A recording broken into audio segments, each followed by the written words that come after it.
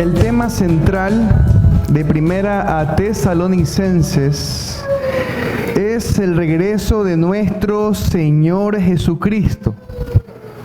Él lo hace para tomar a su iglesia en el aire, dice el texto bíblico.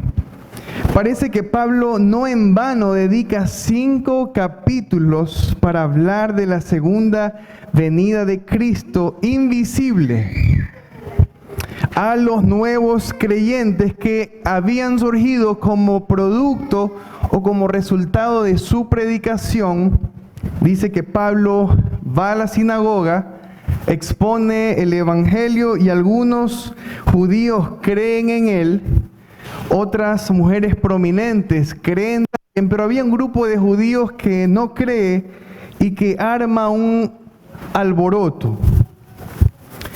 Después de haber sufrido persecución en Tesalónica, Pablo se dirige a Berea según todo el capítulo 17 de Hechos. Para dar evidencia a lo que estamos diciendo, hermanos, echemos un vistazo a 5 pasajes distribuidos a lo largo de esta carta de Primera a Tesalonicenses. Abra su Biblia en el capítulo 1. Y vamos a revisar los versículos 9 y 10. Y dice así: porque ellos mismos cuentan de nosotros la manera en que nos recibisteis y cómo os convertisteis de los ídolos a Dios para servir al Dios vivo y verdadero y esperar de los cielos a su Hijo, al cual resucitó de los muertos, a Jesús, quien nos libra de la ira venidera. Capítulo 1 de Primera Tesalonicenses. Pablo les enseña acerca de esto tan precioso. Vamos a ver qué otros detalles nos aporta el capítulo 2, versículos 19 y 20. Vamos, hermanos, hagamos un pequeño recorrido. Dice así: porque ¿cuál es nuestra esperanza o gozo o corona de que me gloríe? ¿No lo sois vosotros delante de nuestro Señor Jesucristo en su venida? Vosotros sois nuestra gloria y gozo. Vemos otro pasaje que menciona la venida de nuestro Señor Jesucristo. Vamos, el capítulo 3, versículos 12 y 13. Dicen así: y el Señor os haga crecer y abundar en amor unos para con otros y para con todos, como también lo hacemos nosotros para con vosotros, para que sean firmados vuestros corazones en santidad delante de Dios nuestro Padre, en la vida de nuestro Jesucristo con todos sus santos. Fíjese otro detalle que nos da: el Señor Jesucristo no solo viene con sus santos, probablemente los santos que han muerto en Cristo, los que dice que están dormidos en Cristo Jesús. Vamos al capítulo 4, versículos del 13 al 18. Y dice así: tampoco queremos, hermanos, que ignoréis acerca de los que duermen, para que no os entristezcáis como los otros que no tienen esperanza. Porque Jesús murió y resucitó, así traerá Dios con Jesús a los que durmieron en él. Por lo cual os decimos esto en palabra del Señor, que nosotros que vivimos, que habremos quedado, fíjese, hemos quedado hasta la venida del Señor, no precederemos a los que durmieron. Porque el Señor mismo, con voz de mando, con voz de arcángel y con trompeta de Dios, descenderá del cielo, y los muertos en Cristo resucitarán primero. Fíjese el versículo 16. Porque el Señor mismo, con voz de mando, con voz de arcángel y con trompeta de Dios, descenderá del cielo, y los muertos en Cristo resucitarán primero. Luego, dice, nosotros los que vivimos, los que hayamos quedado, seremos arrebatados juntamente con ellos en las nubes para recibir al Señor en el aire, y así estaremos siempre con el Señor. Por tanto, alentaos los unos a los otros, ¿con qué cosa? Con estas palabras: la venida del Señor Jesucristo, su rescate, su arrebatamiento, es para liberarnos. Y dice su palabra, ya lo hemos leído, nos libra de la ira venidera. Y finalmente en el capítulo 5, Pablo nuevamente recalca esta idea y dice en el 23 y 24: y el mismo Dios de paz os santifique por completo, y todo vuestro ser, espíritu, alma y cuerpo sea guardado irreprensible para la venida de nuestro Señor Jesucristo.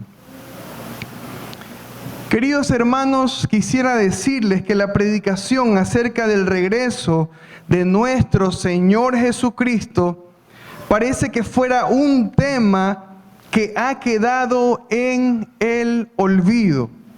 No solo que está siendo olvidado en las predicaciones congregacionales, no solo en los estudios bíblicos, sino también incluso en aquellos quienes somos o nos llamamos ser cristianos. No se escucha, no hablamos sobre esto. Y si lo hablamos es cuando hacemos un estudio bíblico, pero lo tenemos como un poco lejano de nosotros. ¿A qué se debe esto? Puede ser debido a 3 razones que vienen a mi pensamiento. 1, o la iglesia de Cristo está más comprometida en recibir la gloria que dan los seres humanos a través de reconocimientos quizás laborales, empresariales, académicos, está distraída. 2, o la iglesia de Cristo está aferrada a desarrollar mejores y más jugosos negocios para que sus estándares de vida cada vez tengan más lujo. O número 3, la iglesia de Cristo se está conformando en llevar vidas donde el pecado es algo normal y permitido y tolerable dentro de sus prácticas y vida cotidiana. Entonces, donde está nuestro tesoro, dice el texto bíblico, allí también estará nuestro corazón. Entonces, si la venida de Cristo para los creyentes o la iglesia primitiva era algo que vivía en sus corazones y pensamientos y traía consuelo, ¿qué sucede entonces con la iglesia de hoy? Nadie me dice, o yo no le digo a nadie, oye, ¿qué haremos cuando Cristo venga y nos encontremos con Él? ¿Para qué se trabaja hoy en día? ¿Para qué trabajamos, hermanos? Hoy vemos a cristianos que no trabajan para apoyar a sus iglesias. No trabajan para apoyar a las emisoras cristianas. No trabajan para apoyar a que el evangelio viaje por más lugares en el mundo. No trabajan para enviar más misioneros a las naciones. La fortuna que hacemos anualmente no la utilizamos para el engrandecimiento del evangelio, del reino de Dios. Nuestros recursos no son usados para estas cosas, hermanos. Y es la verdad. Hoy en día sí se trabaja para tener más de una casa. Se trabaja para tener más de 1 o 2 carros caros. Se trabaja para pagar una suscripción en un club social. Se trabaja para salir de viaje a diferentes partes en el mundo. Se trabaja para comprar más y mejor ropa, etcétera, etcétera, etcétera. Para eso estamos trabajando, para tener mejores estándares de vida, para vivir más cómodamente, para asegurar nuestro alimento diario y mucho más de esto. Si esto es así, ¿cómo será que podemos dar importancia al regreso de Cristo? ¿En qué lado de nuestro pensamiento la venida de Cristo vive? ¿En qué momento salta a mi memoria que Él viene para arrebatarnos y para que estemos para siempre con Él? Imposible. La iglesia primitiva regía su vida cotidiana, material y económica por la esperanza y la convicción de un evangelio que tenía como parte principal, como parte esencial, que su Salvador vendría por ellos. Sus bienes no eran más para beneficio exclusivo de ellos. Sus vidas se apartaban de toda fornicación. El pastor nos explicó la semana pasada qué era fornicación, toda inmoralidad sexual. Todo esto sucedía cuando la palabra era acogida, era abrazada en sus corazones. Cuando el mensaje que se había predicado era el mensaje que ellos recibían de parte de Dios. Las cosas viejas pasaron, he aquí, todo es hecho nuevo. Mi pensamiento es cambiado, es transformado. Sucede un cambio, una metanoia en nosotros.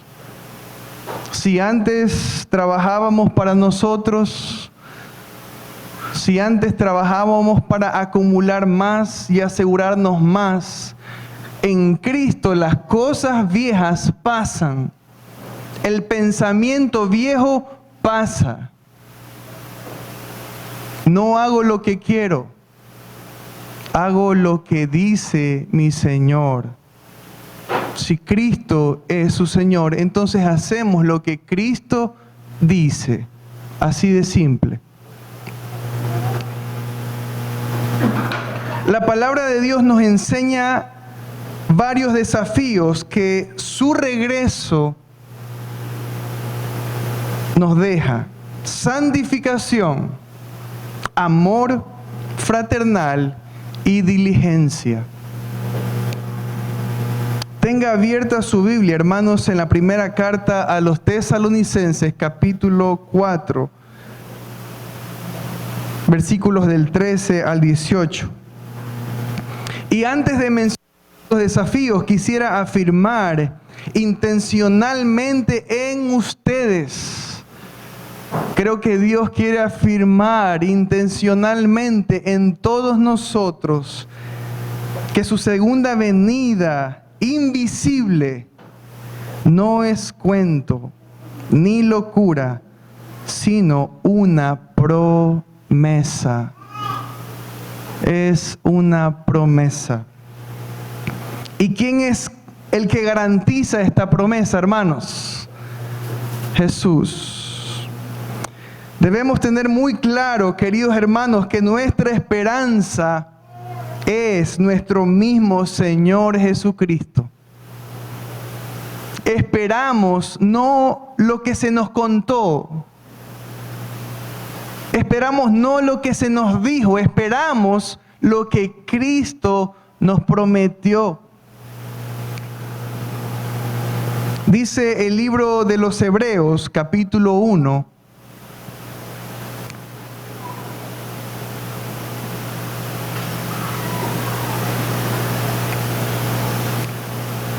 versículo 1 y 2.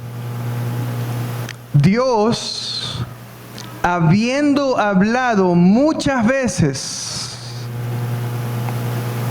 y en muchas maneras en otro tiempo a los padres por los profetas, en estos postreros días, en estos últimos días, nos ha hablado por el Hijo, Jesucristo, al cual constituyó heredero de todo, por el cual asimismo hizo el universo. La segunda venida de nuestro Señor Jesucristo es un evento inminente que Cristo mismo promete cumplir. El autor de esta promesa es Jesús.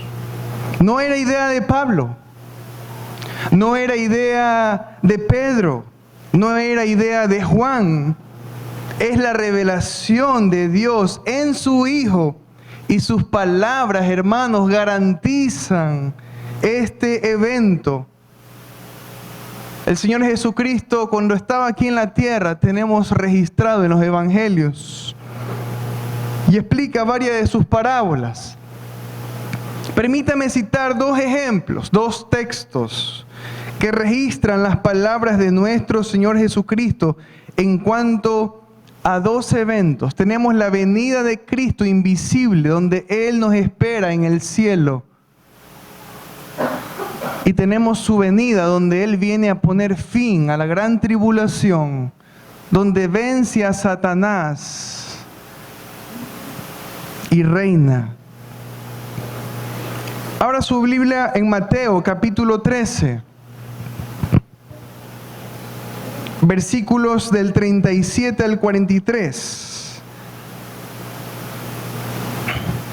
Aquí Jesús explica una parábola donde habla acerca de su segunda venida visible. Pone fin a la tribulación y vence a Satanás. Y dice así, leamos, hermanos. Respondiendo él, les dijo: el que siembra la buena semilla es el Hijo del Hombre. El campo es el mundo. La buena semilla son los hijos del reino, dice. Y la cizaña, fíjese cómo hace estas comparaciones, son los hijos del malo. El enemigo que la sembró es el diablo, fíjese, el adversario, el contrario, el antagónico. La siega es el fin del siglo, y los segadores son ¿quiénes? Los ángeles. De manera que como se arranca la cizaña y se quema en el fuego, así será en el fin de este siglo. Así será. Enviará el Hijo del Hombre a sus ángeles, y recogerán de su reino a todos los que sirven de tropiezo y a los que hacen iniquidad, y los echarán en el horno de fuego. Allí será el lloro y el crujir de dientes. Entonces los justos resplandecerán como el sol en el reino de su Padre. El que tiene oídos para oír, oiga. En otras palabras, el que quiere escuchar, escuche. Ahora, en este segundo texto que vamos a leer, Jesús nos asegura que Él vendrá y se compara como un ladrón que viene sin avisar por la noche. Fíjese que este regreso es invisible y viene por sus siervos. Ahora menciona otra palabra, siervos. Lucas capítulo 12, vamos a otro evangelio. Versículos del 37 al 40.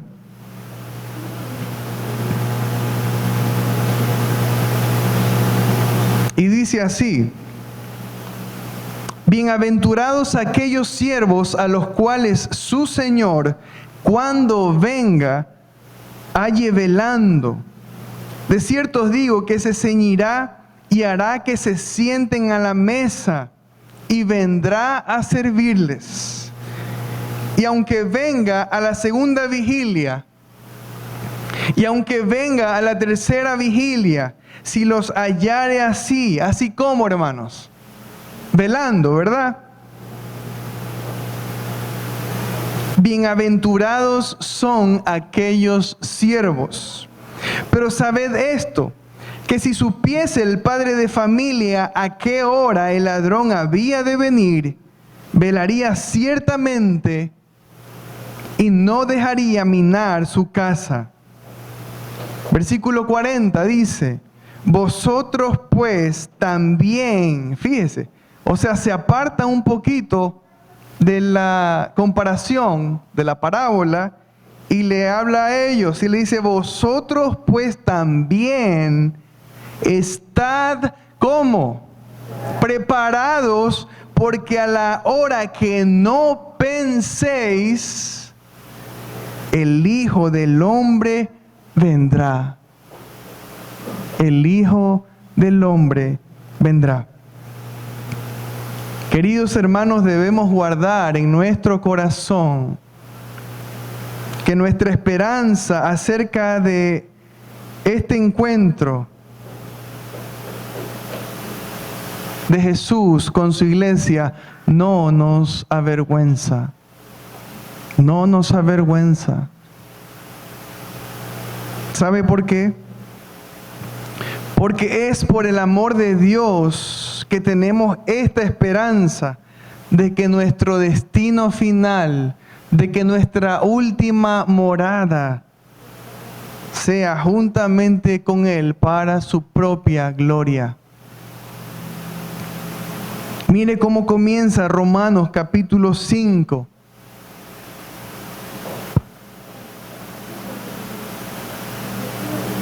Pablo dice, justificados pues por la fe, tenemos paz para con Dios por medio de nuestro Señor Jesucristo, por el cual también tenemos entrada por la fe a esta gracia en la cual estamos firmes. Y nos gloriamos en la esperanza de la gloria de Dios, de que veremos su gloria. Y no solo esto, más aún nos gloriamos en las tribulaciones, sabiendo que la tribulación produce ¿qué cosa? Paciencia. Y la paciencia, prueba. Y la prueba, esperanza. Y esta esperanza no avergüenza. La esperanza del cual explica en el versículo 2, la esperanza de la gloria de Dios. No avergüenza, hermanos, decir, compartir, hablar acerca de que veremos la gloria de Dios un día. Porque el amor de Dios está derramado en nuestros corazones por el Espíritu Santo que nos es dado, dice. No importa lo que venga, queridos hermanos. No importa si pasamos pruebas en esta vida terrenal. No importa si luchamos con tribulaciones o aflicciones de nuestra carne. No importa si vinieren persecuciones a causa de la maldad que estamos viendo. La esperanza de ver la gloria de Dios, la esperanza de ser redimidos de todas estas cosas, no nos debe avergonzar. No nos debe avergonzar ante nada, ante ningún pensamiento, ante ninguna persona. Mucho menos ante aquellos que no creen y consideran todo esto como una fantasía infantil. Si los profetas declararon al mundo el mensaje de Dios, y este mensaje se cumplió en Jesucristo, en que Jesucristo fue anunciado proféticamente y luego Jesús nace, tal cual lo indica la profecía. nace de una virgen. Su nombre Emmanuel. Jesucristo muere. Jesucristo resucita tal cual había sido anunciado y profetizado. Si Dios cumplió este mensaje, esta profecía, ¿cuánto más no vamos a creer al Hijo de Dios que nos ha revelado el reino de los cielos? ¿Cuánto más nos vamos a creer a Jesucristo, quien es el camino, quien es la verdad y quien es la vida? ¿Para qué Pablo les enseña sobre este regreso de su Señor? ¿Qué quiere causar Pablo en la mente y en los corazones de esta pequeña iglesia recién conformada en Tesalónica? En los versículos 13 al 16 del capítulo 4, recordemos un poquito. Mire lo que dice: tampoco queremos, hermanos, que ignoréis acerca de los que duermen, para que no os entristezcáis, como los otros que no tienen esperanza. Porque si creemos que Jesús murió y resucitó, fíjese, ahí está el argumento. Si creemos que Jesús murió y resucitó, así también traerá Dios con Jesús a los que durmieron con Él.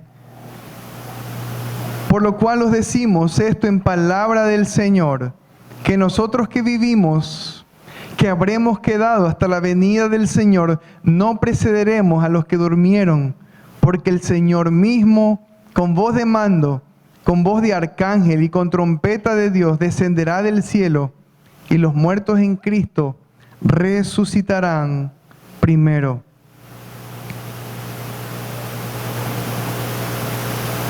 Pablo les da esperanza a los creyentes acerca de aquellos que ya habían muerto. ¿Qué habrían pensado estos hermanos? Bueno, nosotros vamos a irnos al cielo, pero ¿qué hay de aquellos que ya murieron? No lo sabían. Y Pablo les explica. Y les dice en el versículo 13 que no tengan tristeza acerca de los que están dormidos. Fíjese que la palabra que se usa es koimao. Esto es un verbo que puede referirse a tiempo presente o gerundio, o sea, se habla en presente o un presente continuo. Ahora, ¿de dónde Pablo saca esta idea aparentemente nueva o desconocida? Pues esto no es una idea nueva ni desconocida. No es que Pablo se esté inventando algo o recibe una nueva revelación.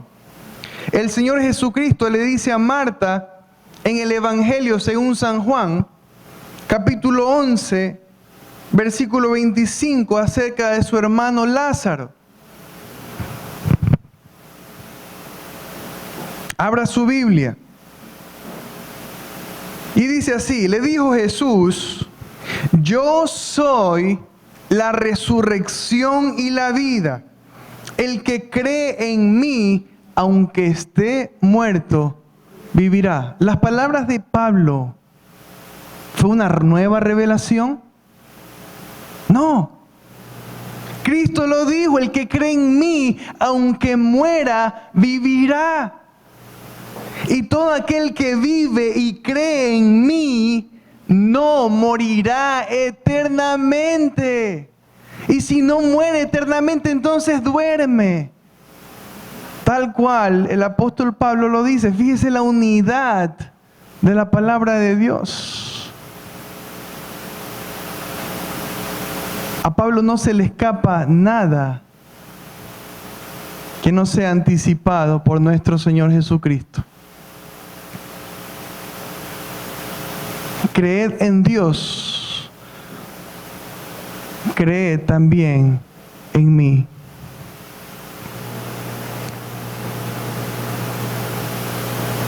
Versículo 27. le dijo: sí, Señor, yo he creído que tú eres el Cristo, el Hijo de Dios, que has venido al mundo. Regresemos a los Tesalonicenses, capítulo 4. Y fíjese ahora lo que dice en los versículos 17 y 18.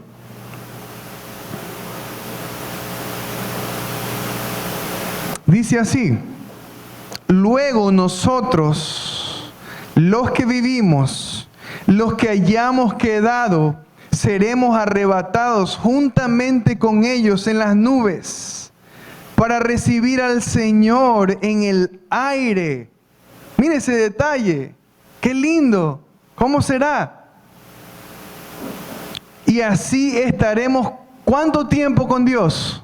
Siempre. ¿Es esta nuestra esperanza?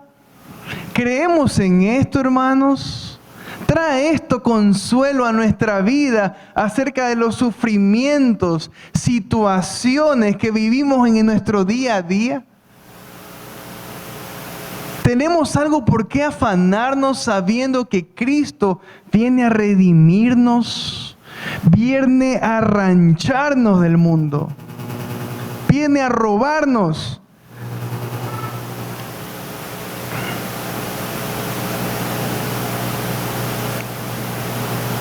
Pablo dice que Dios arrebatará a quienes vivimos aquí y utiliza la palabra harpaje. Esta palabra puede usarse como arrebatar con violencia, arranchar, robar. Da un detalle también adicional en 1 Corintios capítulo 15. Abra su Biblia, hermanos. Maneje su Biblia.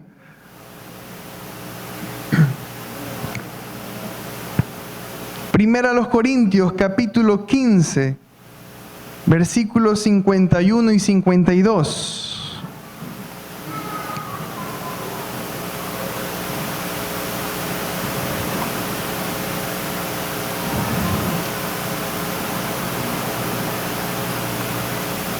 Y dice así: he aquí os digo un misterio.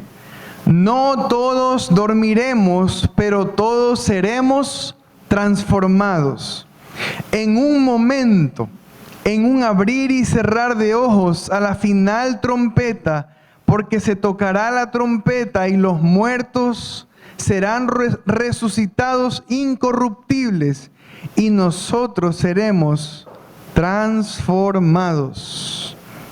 Nuestro Señor Jesucristo viene, hermanos, a transformarnos en un abrir y cerrar de ojos. ¿Cómo será esto? No lo sé, pero lo creo. Solo me lo puedo imaginar. Si Dios nos da la dicha de que esto nos suceda a nosotros en nuestra generación, hermanos, estemos gozosos, estemos velando. Si esto no sucede en nuestra generación, nos encontraremos primero con Cristo, porque creemos en su promesa.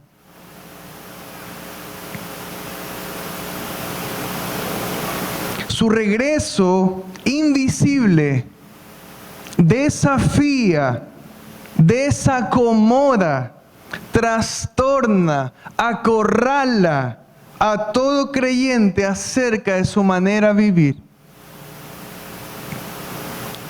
Si tenemos en nuestro corazón la venida de Cristo, hermanos,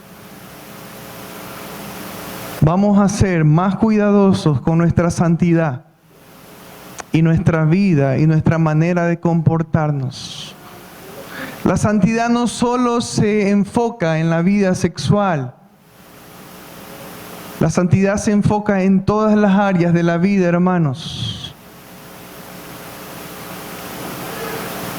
Guardemos nuestra vida, guardemos nuestro corazón.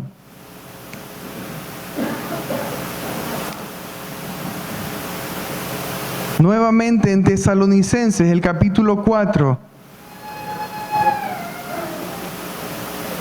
El contexto de este pasaje, del 13 al 18, Pablo menciona que debemos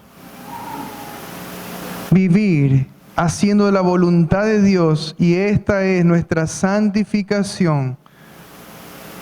Aquí habla de apartarse de fornicación, pero hay muchas cosas de las cuales también nos podemos apartar.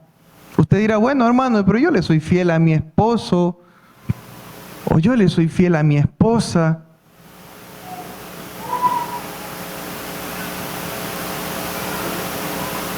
Pero ¿qué hay de otras cosas? ¿Qué hay del rencor? ¿Qué hay acerca de no ser misericordioso con los demás? ¿Qué hay acerca de tener malos pensamientos en cuanto a otros? ¿Qué hay acerca de nuestro orgullo? ¿Qué hay acerca de nuestra boca, lo que dice y habla nuestra boca?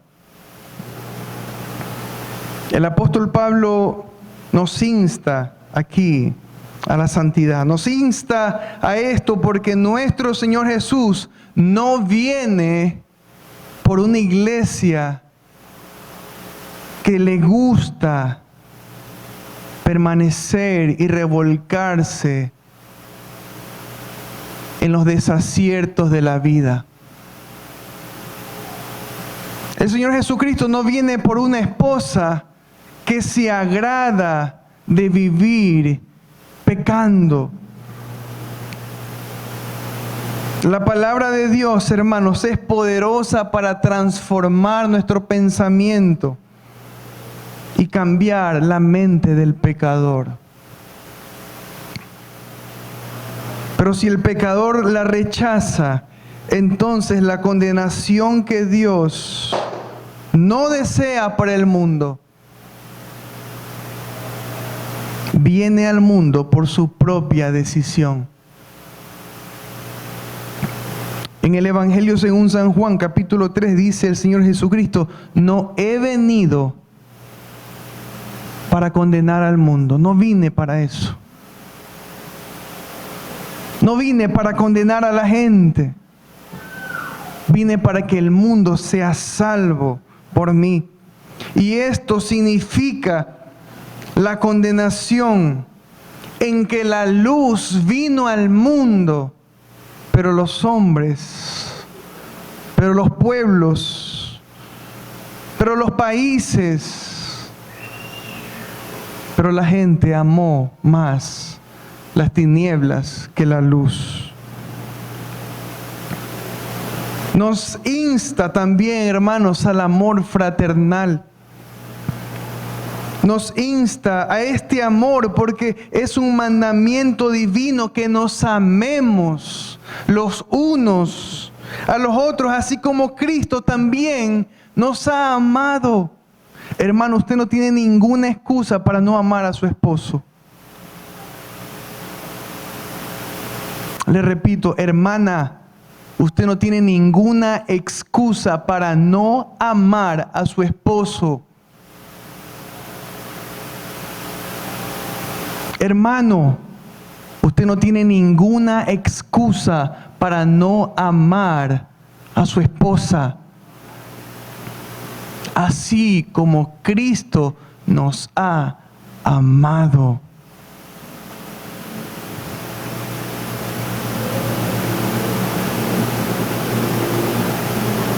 Nos insta a trabajar también con diligencia. ¿Por qué? Para poder ayudar y proveer a aquellos que no tienen. El Señor nos da para ayudar a los demás. Recuerde, hermano, que un día Dios le pedirá cuenta sobre su hermano a quien usted vio en necesidad.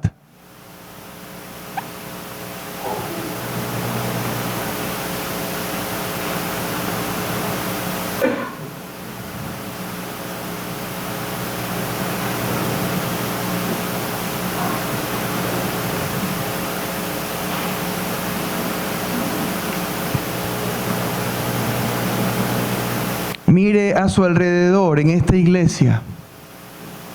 Mire a la gente, mírelos. Vamos, mírelos. Dese cuenta quién está aquí. Usted viene, se sienta y ni sabe quién está atrás, adelante, al costado. Mírelos. Dese cuenta quién está. Hagamos este ejercicio.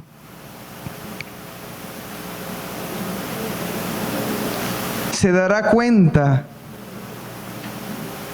que verdaderamente hay gente que necesita su ayuda económica.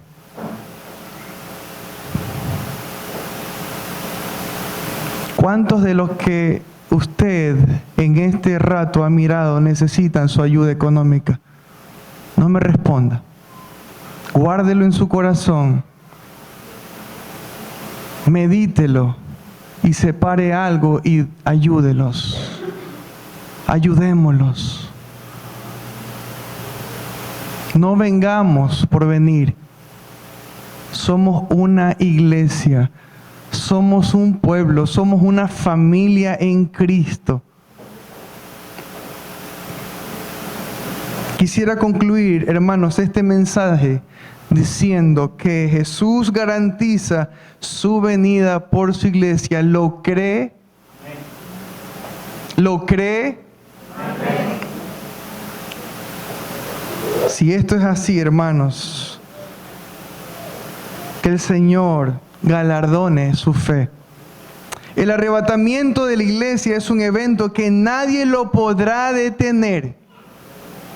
Sea que la gente quiera creer, sea que la gente se burle, sea que la gente diga que esto no se lo debe interpretar tan literalmente. Queridos hermanos, Cristo viene a buscar a aquellos siervos que se encuentren velando. Él tomará a sus hijos que tengan puesta toda su esperanza en Él.